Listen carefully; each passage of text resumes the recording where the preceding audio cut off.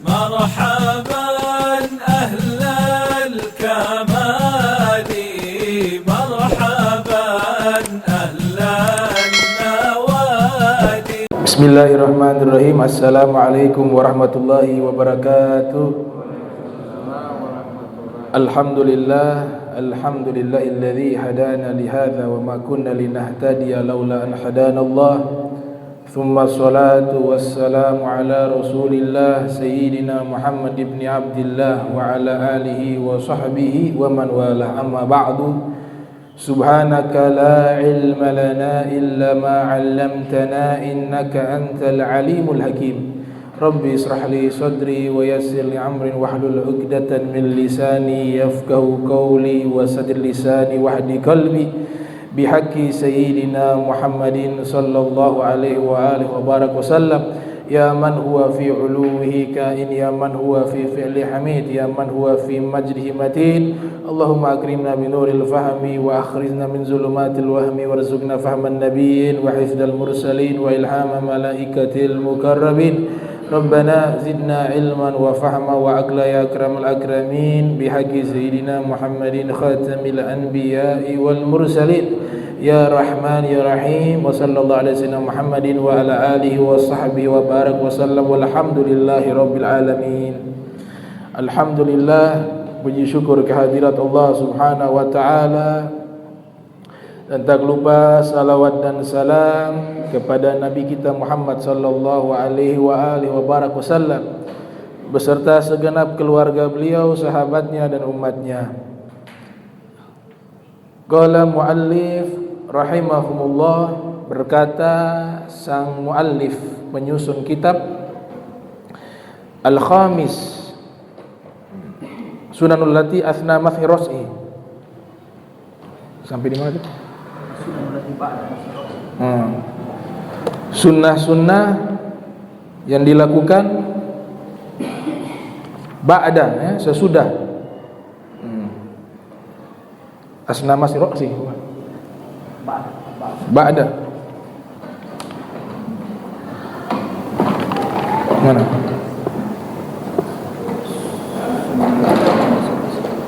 90. Oh ini. Ya, sunnah-sunnah setelah mengusap kepala. Sunnah-sunnah berwudu setelah mengusap kepala. Yang pertama, mashul uzunain. Jadi ketika mengusap kepala ada sunnahnya sekaligus dengan mengusap telinga.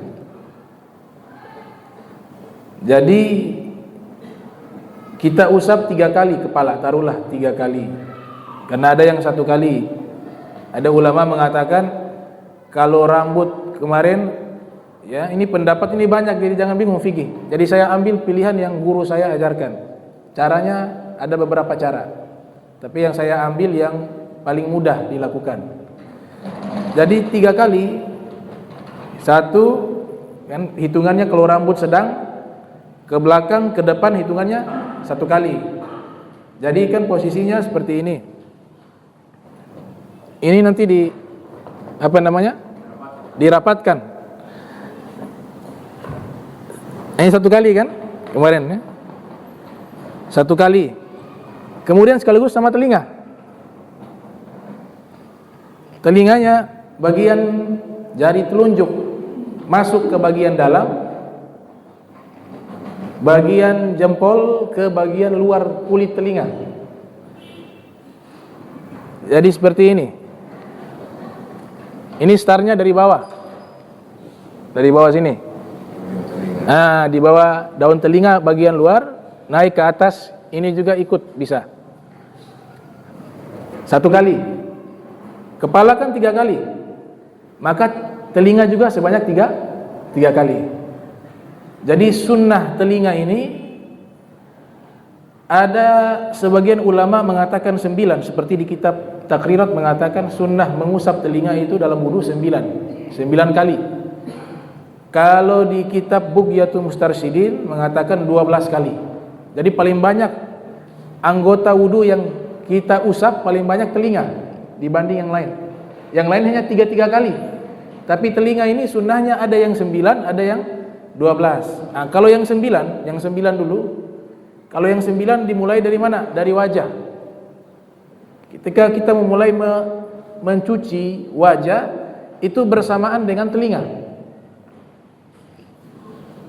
Ya. Begini sebenarnya sudah dapat kesunahan.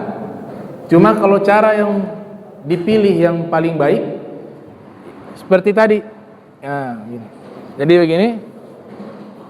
1 kali. Muka lagi. 2 kali. Kalau jenggot kan sunnah dari bawah. Kalau jenggot panjang dari bawah ke atas. Berarti seberapa? 3 kali. Telinga sudah 3 kali. Kemudian rambut, usap rambut juga telinga 3 kali. Pakai cara yang sama. Berarti sudah berapa?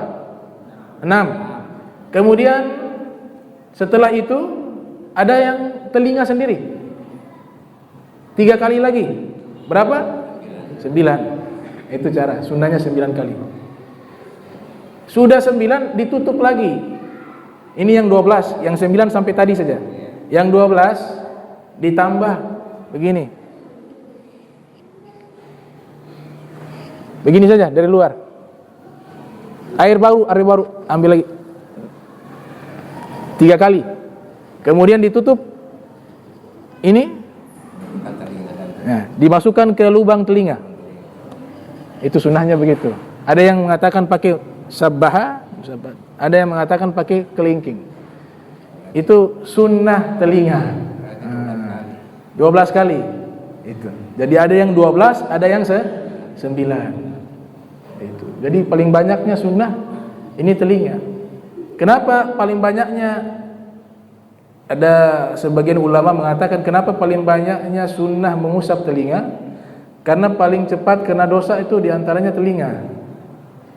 Orang gosip yang dengar, dia dengar, kemudian mendengar nyanyian-nyanyian yang liriknya membawa kepada dosa, dia dengar.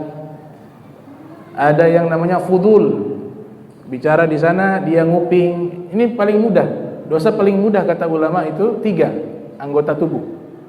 Paling mudahnya melakukan dosa anggota tubuh 3. Yang pertama mata. Yang kedua lidah. Sampai dikatakan lidah ini bentuknya kecil tapi bahayanya besar. Kata Sayyidina Ali, al-lisan kal asad, lidah kayak singa. Kalau engkau jaga, selamat. Kalau engkau lepaskan, dia membunuhmu. Qatalak. Dosa berikutnya yang mudah lakukan telinga. Jadi yang semuanya di depan, di wajah kita. Mulut, mata, telinga. Kalau tangan, kaki tidak sebanyak dosa mata, telinga, dan mulut. Itu makanya paling banyaknya telinga. Jadi ada yang 9, ada yang 12. Kemudian mashu raqabah. Ya. Sunnah-sunnah setelah mengusap kepala juga mashu raqabah. Tadi diajarkan oleh Imam Ghazali dan ulama lainnya. Jadi sambil membaca doa ketika mengusap telinga. Sambil membaca doa. Ini maksudnya dibacanya waktu yang telinga sendiri. Waktu telinga sendiri kan ada itu ganti air baru. Ganti air baru. Nah, kalau yang wajah sama rambut itu airnya dari yang wajah saja, tidak perlu ambil air baru. Jadi sambil mengusap, mencuci muka sekaligus telinga. Sambil mengusap kepala sekaligus telinga. Ada yang telinganya harus dari air yang sendiri karena dia khusus sendiri. Nah, di saat itulah baca doa. Doanya adalah Allahumma ja'alni minal ladzina yastami'una qawla fayattabi'una ahsanah. Allahumma asmi'ni munadiyal jannati fil jannati mal abrar wa a'udzubika minan nar wa su'id dar.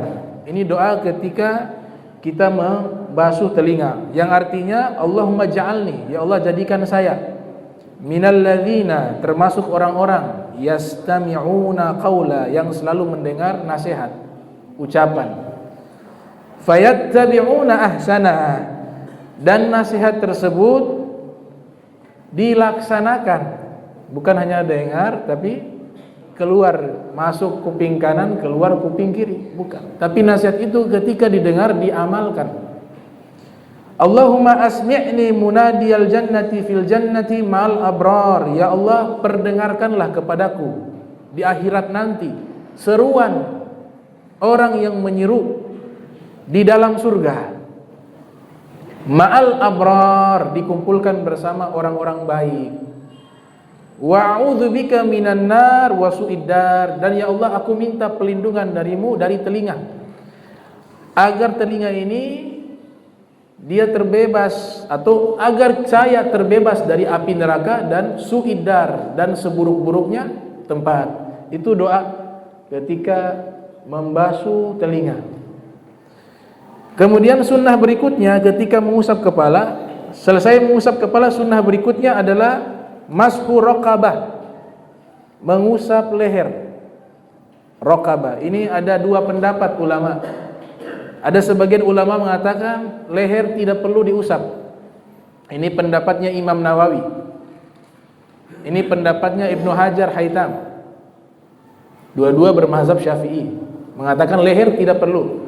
Tapi pendapat ulama lainnya mengatakan leher juga disunnahkan. Pendapatnya Imam Ghazali, pendapatnya Imam Rafi', pendapatnya Imam Bagawi. Nah, kalau saya biasa pakai leher juga. Saya ikut pendapatnya Al-Imam Ghazali. Kenapa? Karena di neraka nanti ada azab di mana orang diseret oleh malaikat menggunakan rantai, dan rantai itu dililit di leher.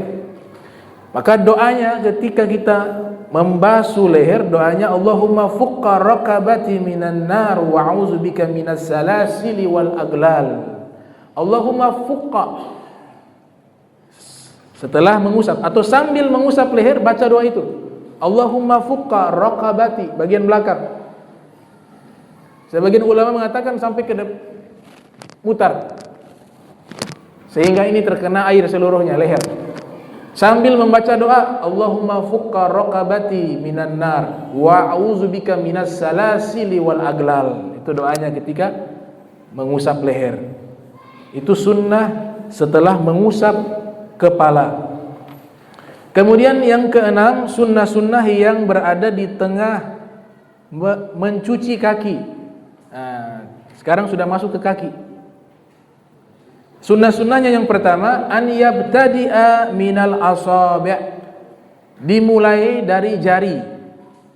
Jadi kita punya kaki itu, kalau kita yang ibaratnya dari keran langsung, bukan orang yang tuangkan, dari keran langsung, maka kita mulai dari jari. Atau ulama mengatakan kita pakai gayung sendiri. Nah itu kita tuangkan mulai dari jari.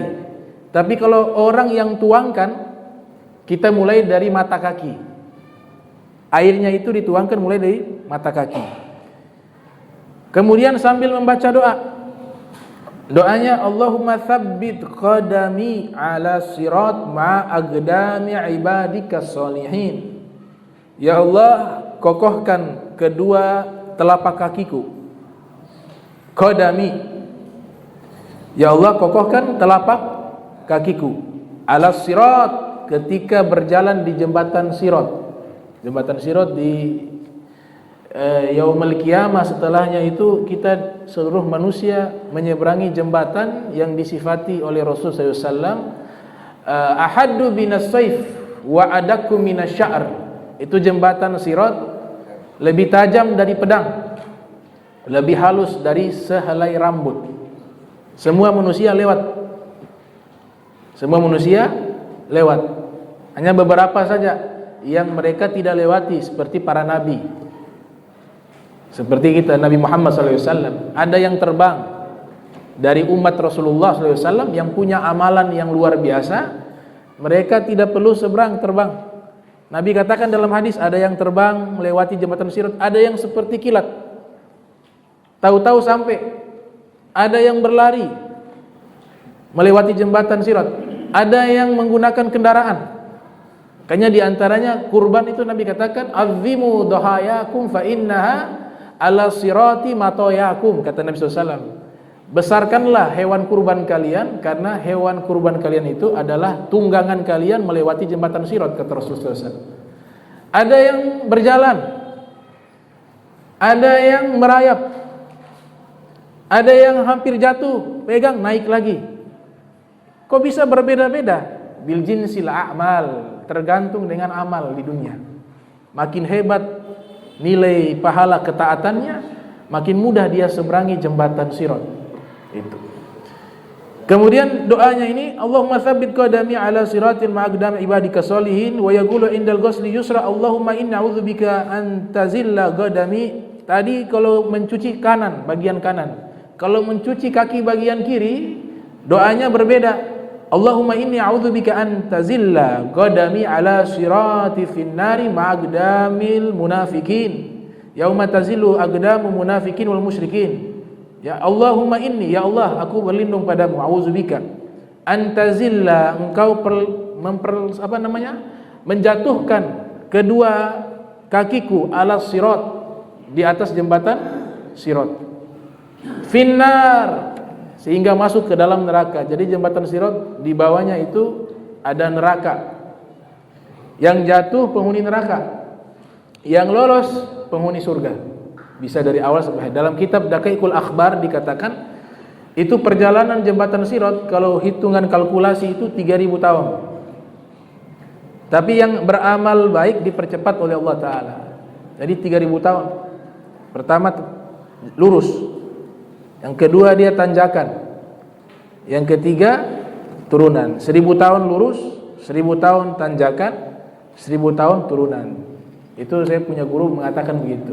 Tapi referensinya kalau tidak salah di kitab namanya Daqaiqul Akhbar. Daqaiqul Akhbar. Jadi 3000 tahun menyeberangi jembatan Sirat. Nah, ketika mencuci kaki kiri, maka doa yang dibaca, Allahumma inni a'udzubika, ya Allah, aku minta perlindungan padamu, antazilla qadami, engkau agar tidak memperlesetkan atau menjatuhkan kakiku ala sirat, di jembatan Sirat, finnar, sehingga masuk ke dalam neraka, yauma tazillu aqdamul munafikin wal musyrikin, hari di mana kaki-kakinya orang munafik dan musyrikin mereka terpeleset di jembatan Sirat. Itu doa yang sangat bagus untuk dibaca ketika kita berwudu. Kemudian sunnah lagi yang kedua di saat mencuci kaki, sunnah yang kedua adalah huwa imrarul yadi alal udwi, menggosok-gosok. Jadi disiram, ini sunnahnya gak dapat. Bahkan sebagian ada khilaf mengatakan kalau kaki hanya disiram saja tidak sah, harus digosok dengan tangan. Bahkan dikatakan Nabi SAW pernah melihat para sahabat itu, mereka ada di antara mereka cuci kaki ketika berwudu, lupa membasahi bagian dalam kaki, bagian telapak kaki. Telapak kaki ini juga harus wajib terkena air. Nabi katakan apa? Wailun lil a'qab minan nar, celaka bagi tumit-tumit yang tidak sempurna berwudu yang masuk ke dalam neraka. Itu ancaman Nabi kalau wudu tidak perhatikan bagian dalam. Jadi bagian dalam juga harus dibasahi. Batasannya di mana? Batasannya mencuci kaki ketika wudu adalah ka'bun, mata kaki. Tapi dalam ulama fikih mengatakan melebihkan. Ma la yatimul wajib illa bihi fa huwa wajib. Ketika menyempurnakan sesuatu, maka hukumnya menjadi wajib. Kenapa? Kalau kita kurang tidak sah. Daripada kurang tidak sah, mendingan lebih. Nah, lebihnya di sini dikatakan dalam sunnahnya, lebihnya sampai ke mana? Sak. Sunnah melebihkan ketika mencuci kaki di saat berwudu, sunnahnya sampai ke betis, posisi tengah betis. Itu. Kalau tidak ada orang, maksudnya di rumah, itu boleh sampai ke lutut. Boleh sampai ke lutut. Tapi kalau ada orang banyak, tidak boleh sampai ke lutut. Kenapa? Karena lutut itu aurat walaupun sesama laki-laki. Lutut aurat walaupun sesama laki-laki. Tapi kalau di rumah tidak ada orang, kita sendiri, Kita boleh melebihkan sunnahnya sampai ke lutut. Kenapa? Karena anggota wudu kita yang lebih terkena air wudu di yaumil qiyamah menjadi cahaya. Kata Nabi SAW, inna ummati ya'tuna yaumal qiyamati gurral muhajjilain. Sesungguhnya umatku akan datang di hari kiamat, mereka bercahaya dari anggota wudu. Bercahaya karena anggota wudu yang terkena air wudu. Faman istata'a minkum an yutila gurratahu falyaf'al, kata Nabi SAW. Siapa yang mampu melebihkan anggota wudu ketika mengusap, falyaf'al, maka hendak ia laksanakan, kata Rasulullah SAW. Jadi kalau sendiri sampai lutut tidak apa-apa. Tapi kalau di masjid, karena berhubung ada orang, maka sunnahnya sampai di bagian pertengahan betis, syak, pertengahan betis. Itu sunnah di saat mencuci kaki di saat berwudu. Kemudian sunnah yang ketiga, takhlil. Ketika mencuci kaki dalam berwudu, takhlil. Apa itu takhlil? Menyela-nyelai dengan khinsir, jari kelingking bagian kiri. Masukkan ke bawah jari. Ini susah, jadi ke bawah jari mulai dari mana? Dari kelingking jari kanan. Kan 3 kali. Ini 1, 2, 3. 1, 2, 3. Nah, yang pas ketiga kalinya dari kiri, kita start dari kanan, mesti masuk bagian bawah.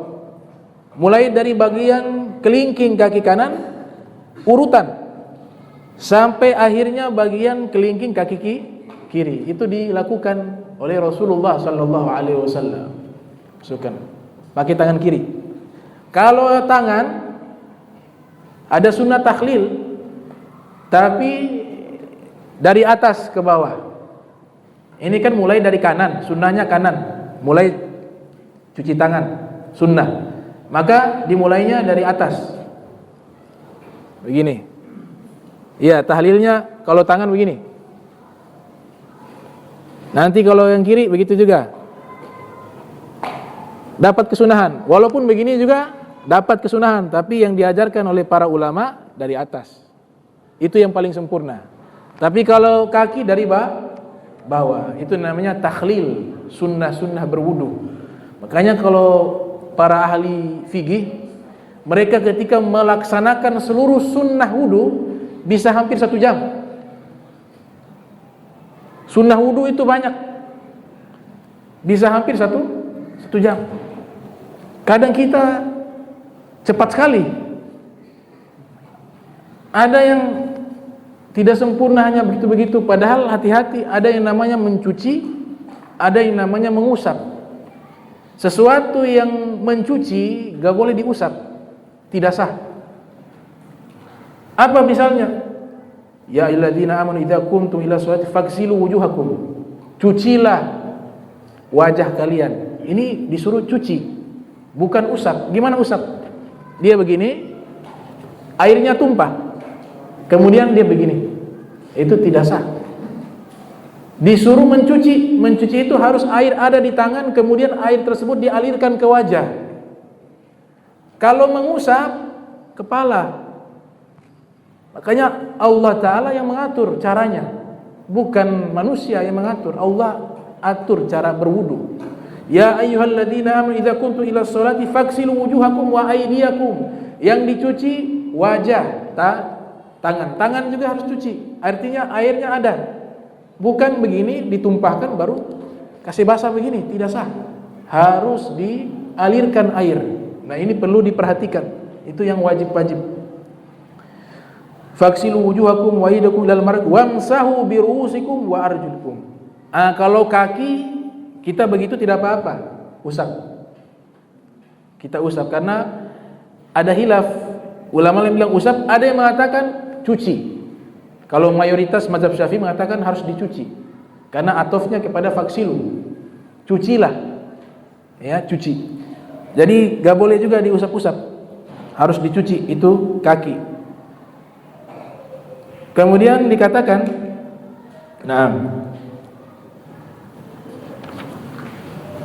sunnah berikutnya tayamun. Tayamun. Jadi kaki itu gak boleh diusap, ya, harus dicuci. Artinya kalau kita putar keran, otomatis kan airnya kena sambil kita usap itu sudah namanya cuci. Tapi kalau kita pakai gayung, kemudian basahkan tangan kita, kemudian kita usap-usap, tidak sah. Karena diperintahkan mencuci, bukan mengusap. Sunnah berikutnya tayamun. Ketika mencuci kaki, sunnah berikutnya tayamun, dimulai dari sisi kaki kanan. Dari kaki kanan terlebih dahulu, baru kiri.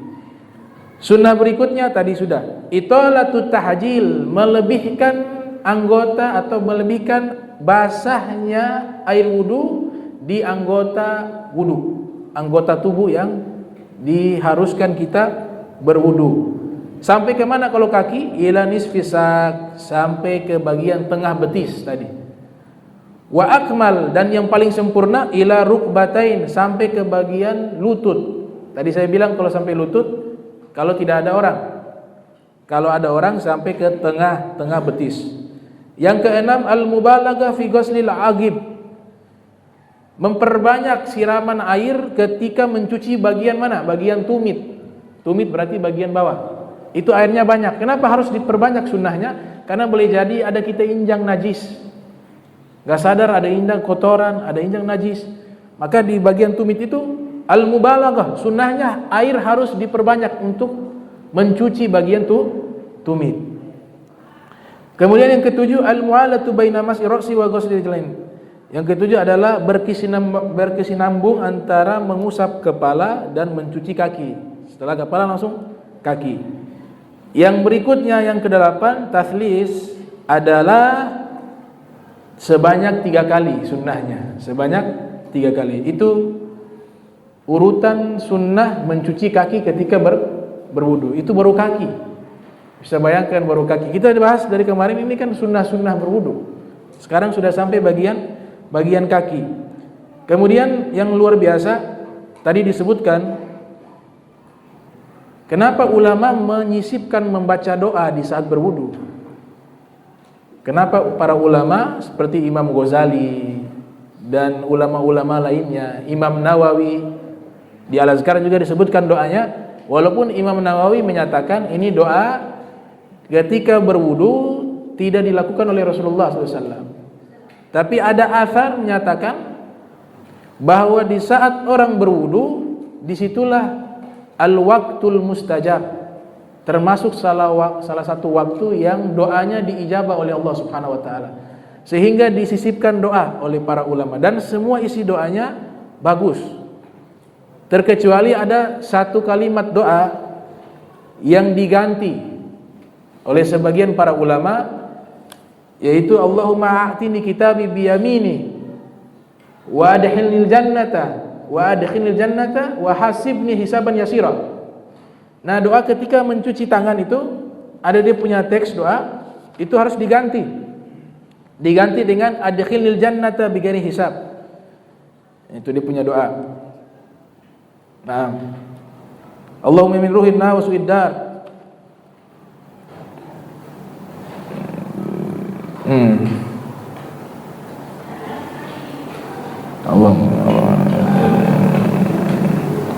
Wa adkhilni.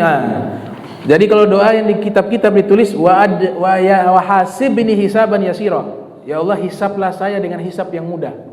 Ini doa ini diganti oleh ulama dengan wa adkhilni jannata bighairi hisab, masukkan saya surga tanpa hisab. Kalau di kitab-kitab beberapa masih tertulis wa hasibni hisaban yasira, hisablah saya dengan hisab yang ringan. Nah, kenapa diganti oleh ulama? Karena hisab itu tidak ada yang ringan. Hisab di yaumil qiyamah itu tidak ada yang ringan. Hisab itu berat. Jadi kenapa harus minta hisab? Minta saja masuk surga tanpa hisab. Makanya diganti teks tersebut dengan wa adkhilni jannata bighairi hisab. Karena Rasul sallallahu alaihi wasallam bersabda, man husiba uziba. Orang yang dihisab itu dia diazab, kata Rasulullah SAW. Karena proses hisab itu sulit. Proses hisab di yaumil qiyamah itu berat. Maka karena berat tidak ada yang ringan. Dan Allah nyatakan dengan kalimat yauman tsaqilah. Itu hari kiamat, semua proses yang ada di hari kiamat itu tsaqilah. Apa arti tsaqilah? Berat. Tidak ada yang ringan. Tidak pernah Allah sifati hari kiamat di dalam Al-Quran dengan kata yasira. Tidak pernah. Tidak ada satu ayat di dalam Al-Quran ketika Allah Ta'ala menceritakan tentang hari kiamat, kemudian Allah nyatakan hari kiamat ada proses yang ringan. Tidak ada. Hari kiamat Allah selalu memberikan sifat apa? Yauman thaqila. Hari kiamat itu seluruh prosesnya berat. Maka minta kita lewati proses tersebut. Kalau boleh tidak melalui proses tersebut yang terjadi di hari kiamat. Di antaranya proses yang berat adalah hisab. Hisab artinya perhitungan. Dihitung kita punya amal satu persatu. Tapi kalau kita banyak meminta Allahumma adkhilni jannata bighairi hisab, ya Allah masukkan saya ke surga tanpa hisab, maka proses tersebut insya Allah kita bisa lewati. Jadi hanya teks itu saja yang diganti. Teks tersebut yang diganti. Kemudian tadi doa, kenapa disisipkan doa di saat berwudu? Karena di saat berwudu adalah waktu mustajab. Ada satu athar menyatakan demikian, waktu mustajab. Maka kita berdoa di saat berwudu. Kalau belum hafal doanya, bisa sambil baca atau ditempel ya di tempat wudu, karena fadilahnya besar daripada membaca doa. Nah, doa ketika mencuci kaki tadi luar biasa, dia punya doa, Allahumma inni a'udzubika an tazilla qadami ala sirati fin nari yauma tazillu aqdamul munafiqin wal musyrikin. Kemudian doa ketika mencuci kaki kanan tadi, Allahumma tsabbit, ya Allah kokohkanlah kakiku ala sirat, di atas jembatan sirat. Karena ada juga yang jalan terpeleset, ada juga yang berjalan jembatan sirat, dia hampir jatuh, dia berpegang naik lagi, jalan sedikit jatuh lagi. Maka doa ketika mencuci kaki diantaranya Allahumma tsabbit, kaki kanan, Allahumma tsabbit qadami, ya Allah kokohkan kakiku ala sirat, di atas jembatan sirat, biar tidak terpeleset. Ini kita semua satu persatu lewat di situ. Apa tidak takut? Apa santai-santai? Siratal mustaqim. Ini bahasa, artinya bahasa yang Allah Ta'ala selalu sebutkan dan mewajibkan kita setiap hari baca di surat Fatihah. Ihdinas siratal mustaqim. Satu makna. Tapi yang di sini dia punya penafsiran siratal mustaqim, jalan yang lurus. Bukan makna sirat, tapi jalan yang lurus. Tapi kata sirat itu sengaja diletakkan di surat Fatihah agar kita ingat ada sirat juga di akhirat yang pasti kita lewati. Wa tsabbitni, dan kokohkanlah kakiku ala sirat, di atas jembatan sirat, ma'aqdam ibadika sholin, bersama langkah kakinya hamba-hambamu yang soleh. Jadi yang bisa jalan aman di jembatan sirat hanya satu golongan. Apa itu? Ibadika sholihin, hamba-hambamu yang soleh. Kalau tidak soleh pasti terpeleset, gak ada pilihan. Tidak soleh pasti terpeleset. Tidak soleh pasti jatuh. Yang bisa lolos jembatan sirat ibadika sholihin, hamba-hambamu yang soleh. Makanya diminta doa ketika kaki ini dicuci bagian kanan, kita minta doanya, ya Allah jadikan kaki ini bisa kokoh berjalan di jembatan sirat, sebagaimana juga kaki-kakinya orang-orang soleh, hamba-hambamu yang soleh yang bisa lolos di jembatan sirat melangkahnya.